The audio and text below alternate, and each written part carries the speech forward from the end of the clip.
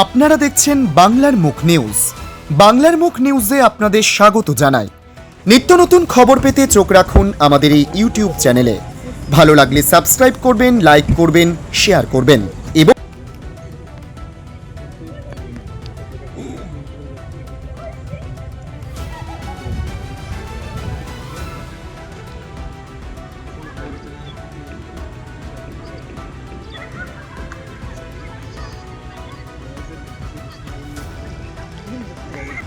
December মাসের প্রথম সপ্তাহে মালদা জেলার গাজলের কলেজ মাঠে সভা করতে আসতে চলেছেন রাজ্যের মুখ্যমন্ত্রী মমতা বন্দ্যোপাধ্যায়।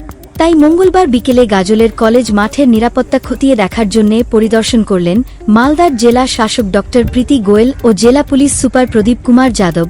অল ইন্ডিয়া মতুয়া নমশূদ্র ও উদ্বাস্তু উন্নয়ন পরিষদের সভাপতি রণজিৎ সরকার, গাজল ব্লকের সমষ্টি উন্নয়ন আধিকারিক বিপ্লব কুমার বিশ্বাস, গাজল পঞ্চায়েত সমিতির সভাপতি মোজাম্মেল হোসেন, গাজল থানার আইসি আশিস কুন্ডু, গাজল ব্লক তৃণমূল কংগ্রেসের সভাপতি রাজকুমার সরকার ও গাজল যুব তৃণমূলের সভাপতি সুরজিৎ সাহা সহ অন্যান্যরা মঙ্গলবার গাজল কলেজ মাঠ পরিদর্শন করেন। কোথায় হেলিপ্যাড হবে, কোথায় মঞ্চ হবে তা নিয়ে দীর্ঘক্ষণ ধরে গাজল কলেজ মাঠ পরিদর্শন করেন সরকারি আধিকারিকেরা। এবং জনসভা রয়েছে, সেক্ষেত্রে আজকে আমাদের এখানে হেলিপ্যাড এবং রাস্তা এবং যাতে বিভিন্ন জায়গা থেকে মালদা জেলার বিভিন্ন প্রান্ত থেকে সকলে আসবে, সমস্ত বিষয়টা খতিয়ে দেখার জন্য আজকে পুলিশ প্রশাসন, ডিএম, এসপি থেকে শুরু করে ভিডিও থেকে শুরু করে আইসি থেকে শুরু করে সকলেই আজকে আমাদের এখানে এসছে।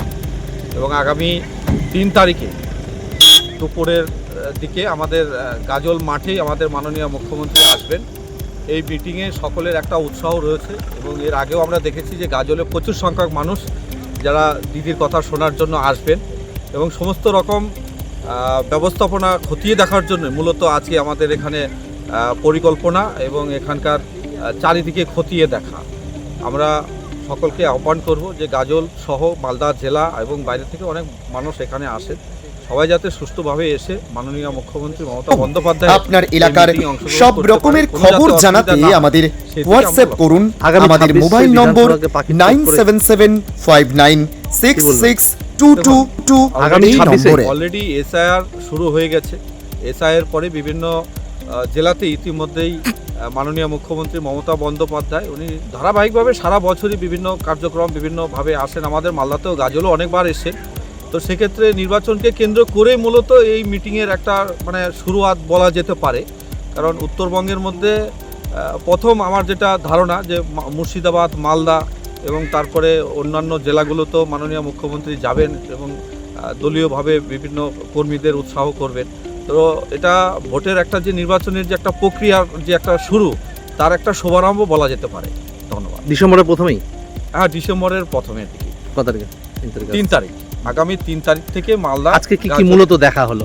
আজকে মূলত হেলিপ্যাড কোথায় নামবে, এখানে রাস্তাঘাটের যে বিষয়গুলো রয়েছে, মানে প্রবেশ এবং বাহির দুই দিকেই খতিয়ে দেখা এবং এই মাঠটাও কিছুটা জায়গাতে যেখানে উঁচু নিচু আছে সেই বিষয়গুলো দেখা হলো এবং সিকিউরিটি জোন, ডি জোন এবং পাশাপাশি যারা ভিআইপি আসবে তাদেরও ব্যবস্থা থাকবে।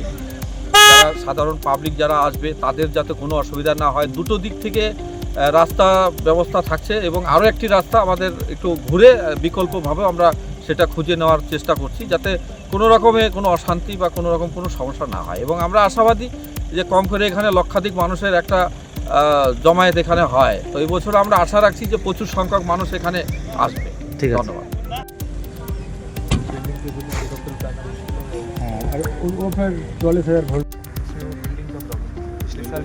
नहीं था, पिछले साल में एक पूरा क्लियर था। वहाँ पे एक झोपड़ी थी। हाँ, एक झोपड़ी थी, एक ये कालवा।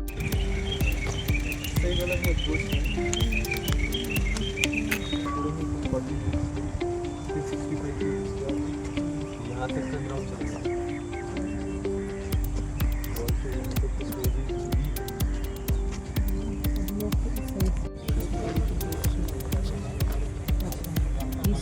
No, এটা ma'am polyester testing December stage এটা স্টেজ ঠিক আছে। কোন সদস্যকে মডেল কোড অফ কন্ডাক্ট চালু হওয়ার দিন থেকে নির্বাচনী আচরণবিধি প্রত্যাহার পর্যন্ত নির্বাচন এবং নির্বাচন সংক্রান্ত প্রত্যক্ষ পরোক্ষ কোনো কাজে রাখা যাবে না। যেহেতু ফেব্রুয়ারি মাসে আমরা ধরে নিতে পারি এমসিসি চালু হবে, হঠাৎ করে না বলে 3 মাস আগেই ইলেকশন কমিশনকে আমি এই বিষয়ে জ্ঞাত করলাম, যাতে তারা বিকল্প ব্যবস্থা নিতে পারেন। সেটা কি ব্যবস্থা নেবেন তাদের ব্যাপার, তাদের ফুল বেঞ্চের ব্যাপার। তারা কেন্দ্রীয় বাহিনী দিয়ে শর্টগ্যাপ ম্যানেজ করবেন, পুলিশের কিছু কাজ আছে যেগুলো কেন্দ্রীয় বাহিনীর কাজ নয়, অন্য রাজ্য থেকে পুলিশ এনে তারা এই বিষয়ে এখন থেকে পরিকল্পনা যাতে করেন ফুল বেঞ্চ, সেই জন্য যে বিষয় ফেব্রুয়ারি মাসে এমসিসি চালু বলে বলা উচিত, সেই বিষয়ে আমি নভেম্বর মাসের শেষের দিকে, শেষ সপ্তাহে, আজকে আমি সেটা 25 তারিখে ইলেকশন কমিশনকে, সিইসি কে জানিয়েছি, যারা তারা এখন থেকে পরিকল্পনা করে। আমি এবারে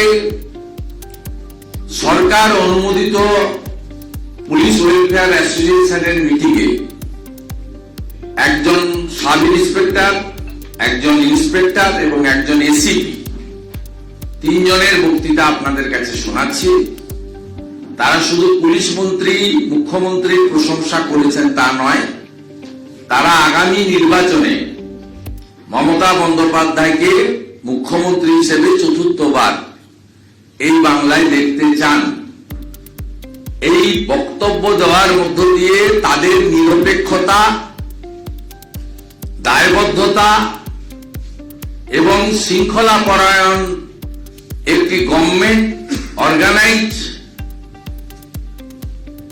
তারা যে একটা প্রতিষ্ঠান, পুলিশ প্রতিষ্ঠান, তার সমস্ত মর্যাদা নষ্ট করে তারা একটা নজির সৃষ্টি করলেন ভারতবর্ষে, স্বাধীনোত্তর ভারতবর্ষে, যেটা কোথাও হয়নি। প্লিজ এবার একটু শুনুন।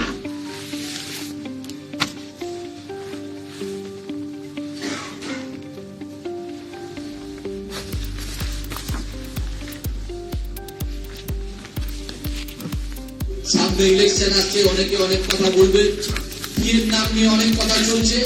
আপনারা শুনে রাখুন, আমরা কলকাতা, আমরা পশ্চিমবঙ্গ পুলিশ 2 মাসের বাইরে পাই। সেন্ট্রাল লালে দিয়ে আমারও দাবি আছে, আপনারও দাবি আছে, প্রত্যেকেরও দাবি আছে, কিন্তু পাশাপাশি তোমরা নেবে ডেভিডেভিড দিয়ে বলো আজ সুপ্রিম কোর্টে যে আমরা ওই দাবিগুলো মেনে নেবো, মাইনে পেলো। তাদের কিছু অংশ কি একটা জায়গায় বসে আন্দোলন করছে, আসল সত্য তথ্য বলছে না। রাজ্য সরকার কি দিচ্ছে, আমরা কি পাচ্ছি, সেই অভিভাবিকার আন্ডারে ছাতার তলায় আমরা আছি। দিন এসছে, আগামী দিন আসছে, আমাদের ঋণ শোধ করার দিন। সকলে একসাথে হন, এক ছাতার তলায় থাকুন। আমাদের মুখ্যমন্ত্রী, আমাদের অভিভাবিকা, আগামী ভারতের কান্ডারি, সেই দপ্তরের কোনো অসুবিধা থাকবে বলে আমি মনে করি না। সুতরাং আগামী দিনে তার আশীর্বাদে সমস্ত কিছু পূর্ণ হবে এবং আগামী দিন যিনি আমাদের আশীর্বাদ করছেন তার ঋণ পূরণ করার দিন। সুতরাং আপনারা তৈরি হন। আমরা দীঘায় এসেছি, জয় জগন্নাথ এবং জয় বাংলা বলে আমি আমার বক্তব্য শেষ করছি। বুকে হাত দিয়ে বলুন, ভারতবর্ষে অনেক ধর্মের নামে উনি নারী, উনি পারেন, আর আমরা পারি। আমার ইচ্ছা, তার ভাবনা, বৃহত্তর পরিবারকে লড়াইয়ে এগিয়ে নিয়ে যাওয়া, এটাই হচ্ছে আমরা আগামী দিনে যিনি আমাদেরকে প্রতিনিয়ত দেখেন তাকে দেখতে পারি। সেই ভাবনা আজকের এই সম্মেলন থেকে আমরা নিয়ে যাব। 2025 সালের শেষ প্রান্তে দাঁড়িয়ে এক শ্রেণীর রাজনীতিবিদ, এক শ্রেণীর সংবাদপত্র, এক শ্রেণীর কুচক্রী, যারা আমাদের রাজ্যের ভালো চায় না, তারা পুলিশকে প্রতিপন্ন করার চেষ্টা করে, তারা আপনাদের মনোবল ভেঙে দেওয়ার চেষ্টা করে যে পুলিশের কাজ যে ভালো নয়, পুলিশের কাজ যে পুলিশকে যে মানুষ এত করে তারা দুর্বল করার চেষ্টা করে। কেন আমরা দীঘাতে দ্বিতীয় রাজ্য সম্মেলনের জায়গা হিসাবে বেছে নিলাম? আপনারা যে আমরা কিছুদিনের মধ্যে প্রচুর মত পাওয়া যায়। আমরা ব্যবস্থা নিচ্ছি। ওয়েলফেয়ার কমিটির লোকগুলো বাদে ওয়েলফেয়ার কমিটি রাজনীতি করছে, টিএমসির হয়ে কাজ করছে, সরকারের হয়ে কাজ করছে। এই ভবনের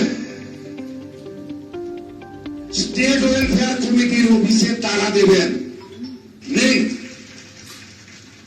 দীঘাতে কার বাড়ির উপর দিয়ে কাঁথি দিয়েছে জবাবটার উত্তরটা দিয়ে গেলাম। আচ্ছা, বাড়িতে এলেন না? লড়াই কিন্তু শুরু হলো।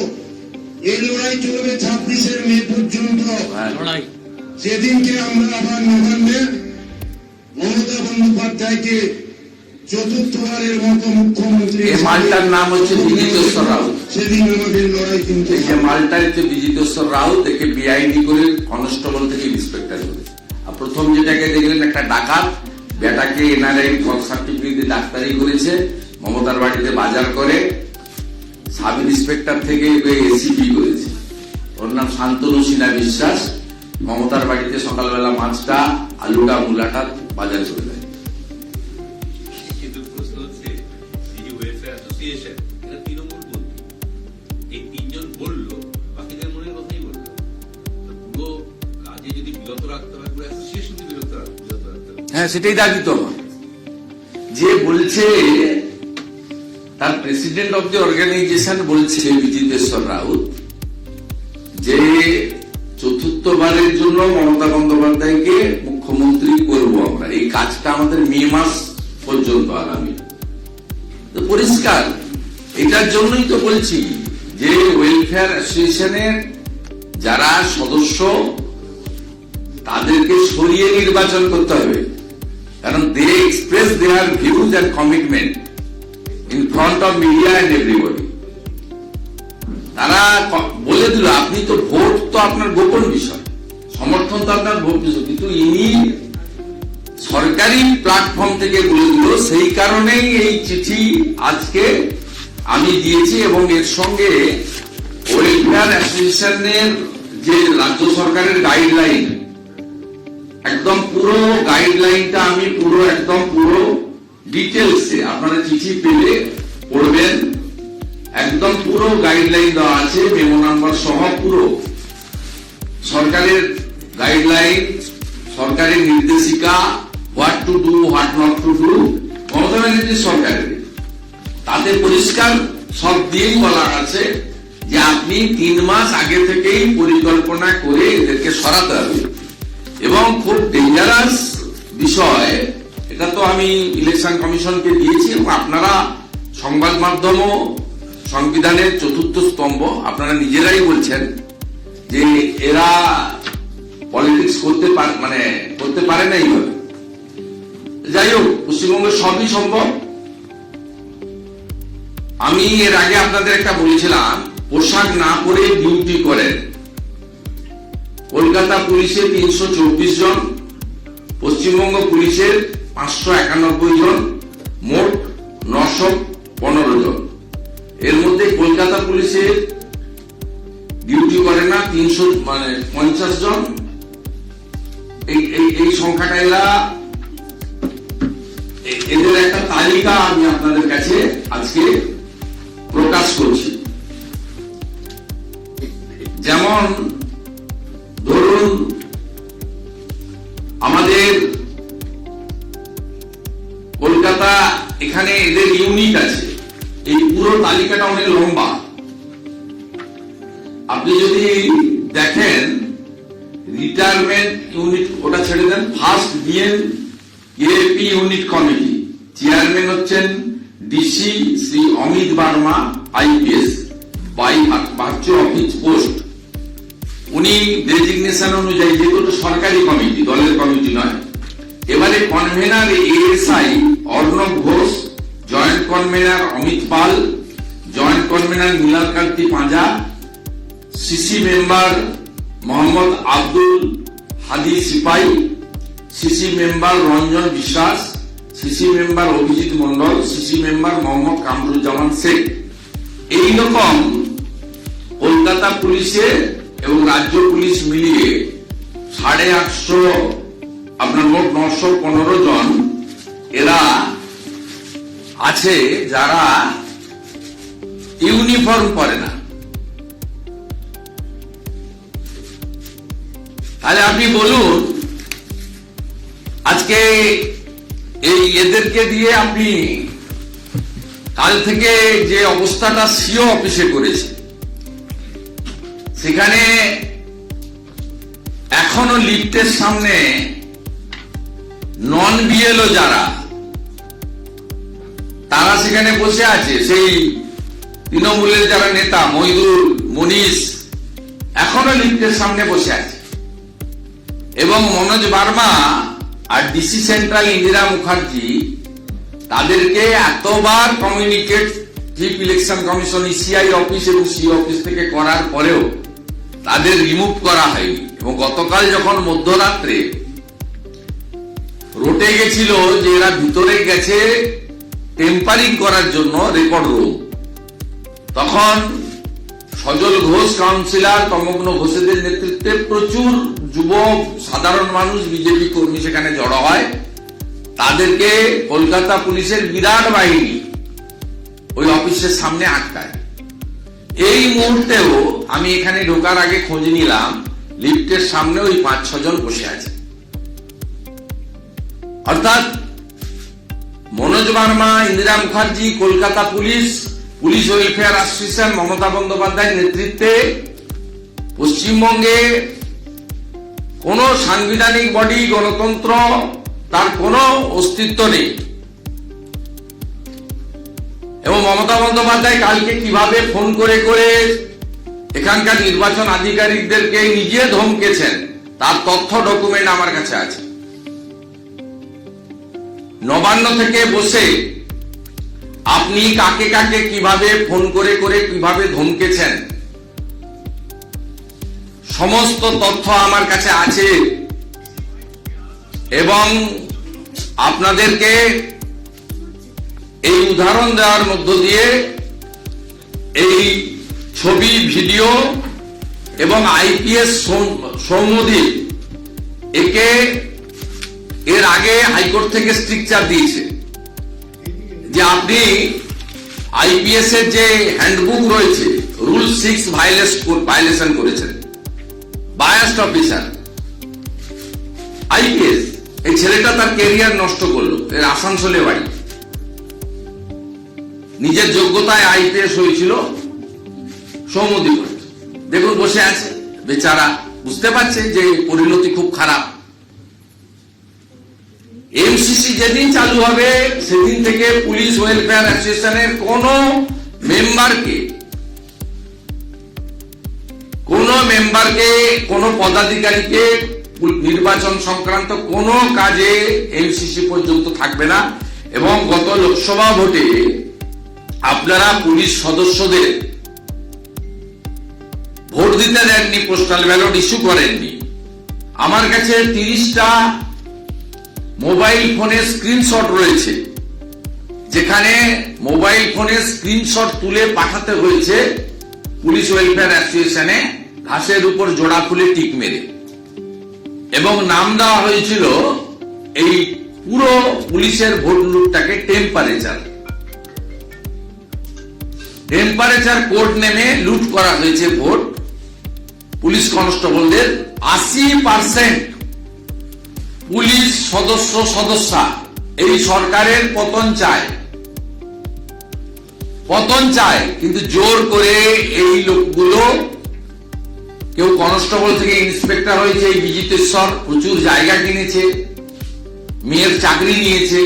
আমাদের যা সব তথ্য আছে, পরিণতি খুব খারাপ। কাঁথির উপর দিয়ে গেছেন, বিরাট কিছু করে দিয়েছেন। কাঁথির উপর দিয়ে তো দীঘায় যেতে হবে, অন্য তো রাস্তা নেই, বিকল্প রাস্তা। একটা রাস্তা আছে বাংলাদেশ দিয়ে আসা যেতে পারে।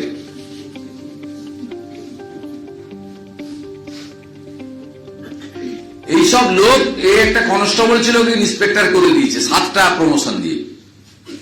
এই শান্তনু সিনহা বিশ্বাস একটা সাব ইন্সপেক্টর ছিল, তাকে জাম্প করতে করে করে এর জন্য 8টা এসিপি পোস্ট ক্রিয়েট করা হয়েছে কলকাতা পুলিশ। এবং অদ্ভুত, এসিপি কাম আপনার কালীঘাট থানার ওসি বা আইসি, এর হয় না। এই বিষয়টা আমার প্রধান বিষয় ছিল। এবং সাথে সাথে আমাদের আর একটি বিষয় আমি আপনাদের কাছে তুলে ধরব। এই রাজ্য সরকার ফিশারম্যানদের সর্বনাশ করার জন্য মৎস্যজীবীদের, যে মৎস্যজীবী ল্যান্ডের একমাত্র অধিকার আমাদের মৎস্যজীবীদের অধিকার, জলকরগুলো ছিল 18/9/2025 রাজ্য সরকার মৎস্যজীবীদের কাছ থেকে অধিকার কেড়ে নিয়ে সমস্ত জলাজমি এবং যারা মৎস্যজীবী ফিশারম্যান কোঅপারেটিভের আন্ডারে ছিল বেসরকারীকরণের জন্য লিজ দেওয়ার উদ্যোগ নিয়েছেন। পশ্চিমবঙ্গে প্রায় 40 লক্ষ মৎস্যজীবী রয়েছে, তাদের উপর সরাসরি আঘাত বলে মনে করি। আমরা এর বিরোধিতা করব এবং প্রয়োজন হলে আইনি পদক্ষেপ নেব, এটা আপনাদের কাছে জানিয়ে রাখলাম। এই সার্কুলারটা করেছেন। আর একটা তথ্য আপনাদের কাছে দিচ্ছি, আমি কিছুদিন ধরেই আপনাদের বলছিলাম যে এসআইআর এ আপনার বিহার সরকার 4 মাসের জন্য 1000 ডাটা এন্ট্রি অপারেটর দিয়েছিলেন। বিএলওদের কারোর মধ্যে যে তাদের বক্তব্য বা অভিযোগ ছিল এই এন্ট্রিটা নিয়ে, তাদের ফর্ম ডিস্ট্রিবিউশন এবং ফর্ম কালেকশন নিয়ে তাদের অভিযোগ ছিল না। মমতা বন্দ্যোপাধ্যায় তাদের যে অ্যাডিশনাল রেমুনারেশন ফিনান্সকে দিয়ে আটকে রেখেছিলেন, ডাটা এন্ট্রি অপারেটরের নিয়োগও ফিনান্সে আটকে রেখেছিলেন মমতা ব্যানার্জি। গত পরশুদিন সম্ভবত পশ্চিমবঙ্গ সরকারের ক্যাবিনেট হয়েছে, পরশু না গতকাল হয়েছে। ক্যাবিনেট মিটিং এ এই 1000 ডাটা এন্ট্রি অপারেটরকে অনুমোদন দেওয়া হয়েছে গতকাল। আমার বন্ধুরা আছে তো ওখানে, উনি মিটিং শেষ করার আগে খবর পাই। তা সেখানে তিনি WTL কে দিয়ে আইপ্যাকের লোকেদেরকে নিয়োগ করবেন। মিটিং এর পরে তিনি পূর্ণেন্দু মাঝি, যিনি পূর্ব মেদিনীপুরের ডিএম ছিলেন, তাকে এখন WTL এর সিও বানিয়েছেন। এবং আমার কাছে পুরো স্পেসিফিক তথ্য আছে। CM wants that recruitment shall be done by Waybill Technology Limited WTL, which is under per department. CM herself is the minister. She wanted to recruit IPAC team by WTL so that they can manage the manipulation of fake voter. আমি পূর্ণেন্দু মাঝিকে সতর্ক করছি, আপনি যদি transparency রেখে 100 point roaster না মেনে করেন। প্রশ্ন হচ্ছে যে এই যে সৌম্যদীপ বাবুর কথা বললেন, আইপিএস অফিসার, আইপিএস অফিসারদের সার্ভিস কোডেই আছে যে ট্রেড ইউনিয়ন করা যায় না, ওরা আইপিএস অ্যাসোসিয়েশন করতে পারে, কিন্তু সার্ভিস কোডেই বিষয়টা আটকে দিতে পারে। 1, 2, আপনার বিধানসভা কেন্দ্রে তৃণমূল কংগ্রেস প্রচার করছে আমরা কিন্তু টের পেয়ে যাবো কারা কারা এবার বিজেপিকে ভোট দেবে, যারা দেবে তাদের লক্ষ্মী ভান্ডার বন্ধ হয়ে যাবে। পঞ্চায়েতের সদস্য ফেসবুকেও পোস্ট করে দিয়েছে বিজেপিকে ভোট দেওয়া মানে সরকারি প্রকল্প থেকে বঞ্চিত করা। তো সাহস নেই, করে দেখতে বলবেন। ওর বাপের টাকা নিবি, এটা সরকারের টাকা, ধার নেওয়া টাকা, তো ছেড়ে দেন। আমার এলাকার লোক জানে আমাকে,